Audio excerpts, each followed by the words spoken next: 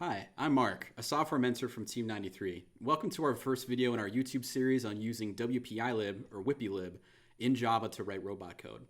This video assumes our audience is already familiar with the basics of Java, including variables, methods, classes, and inheritance. If there's enough demand for videos covering these topics, then we may make some additional videos which focus on the Java basics. This particular video is meant to serve as an overview and introduction to WPIlib. We won't dive deep into the details just yet because we plan to do that in future videos.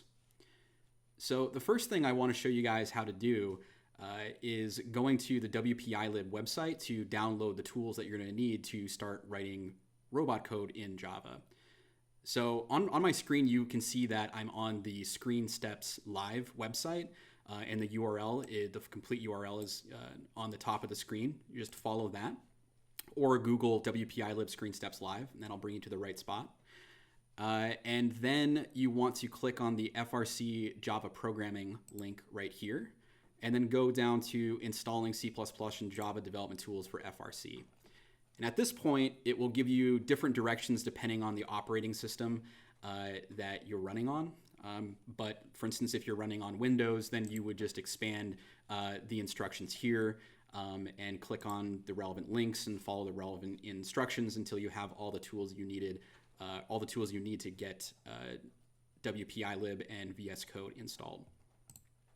So I'm not going to show you the complete installation process because the instructions here on Screen Steps Live for installing things I think is pretty good.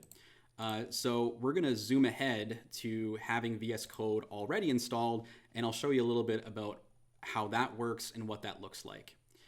So the very first thing that you're going to want to do once you have VS Code and WPIlib installed correctly on your computer is you're going to want to create a new WPIlib project.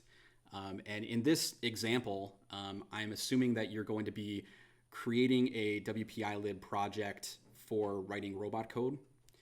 So in order to do that, what you need to do is type Control-Shift-P and then type in WPIlib, create new project. And then when you do that, it'll open up this WPIlib new project creator.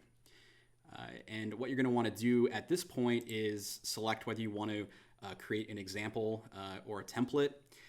In this case, I'm going to create a template project. And we're going to be programming in Java. So when I select a language, I'm going to select Java. And then it'll give you several different options for what kind of robot style you want to use. WPIlib and FRC recommend for most teams that we use the command style. So that's what I'm going to show you guys today. This is what Team 93 uses, and most of the teams that I know use the command robot style for various reasons, which I might go into in a different video, but not in this overview video. So we're going to choose that command style.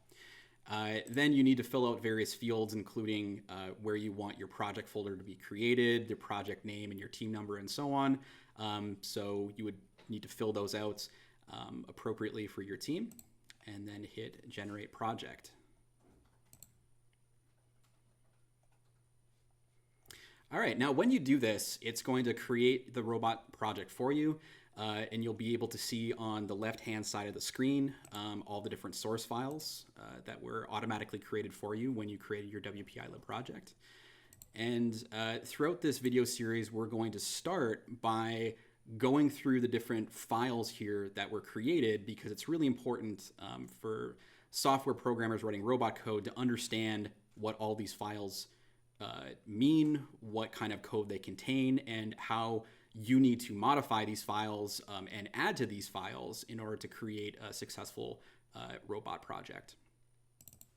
So just to give a brief overview of what sorts of files are contained in a robot project and what sorts of things we're going to be talking about in some future videos, the entry point of the program, the place to start when tracing through your code and starting to understand the robot code, the main program is or the main class is the robot class. And you can see that it extends from the timed robot class, and that's because of the robot style that we selected earlier, the command-based robot. And like I said, this robot class is the main entry point of the program. This is where most things in your program are going to be initialized. and this is where the main scheduler of your program is going to run to schedule various commands that is going to ultimately cause all of the behavior to happen in your robot. So everything that your robot does is ultimately going to be scheduled from the robot class from the schedule get instance.run or something like that. And we'll go into a little more detail about what that means to schedule a command and even what commands mean a little bit later. So the next class that you're going to need to be familiar with is the robot map. And the robot map is the class in your robot program that's going to contain all the information about how physical ports or GPIO pins or CAN ports or so on, how those things, how those physical things correspond to classes that you're creating in your robot software. So for instance, when you instantiate an encoder or you instantiate a speed controller or something like that, you're going to need to know what ports or what pin numbers are actually associated with that particular speed controller or that encoder. All that information is stored in your robot map. And in future videos, we'll talk a little bit about why the robot map is so important. Another important class is the OI, or the operator interface. This is generally where all of the classes related to controlling your robot during the teleoperated period are created. So your joystick classes, your joystick button classes, and the commands that are associated with those buttons are generally all contained within the OI class. And then besides those main classes, you also have various command classes and subsystem classes. And in the template project, when it's first created, it's going to have an example command and an example subsystem for you that really just gives you a basic skeleton of these classes without really much content, just to show you how the classes are structured and what sorts of methods they have and typical variables they have and so on. And then your main goal, or one of your main goals when you're writing robot code, is to create your own subsystems and your own commands to achieve the particular behavior that you want your robot to have.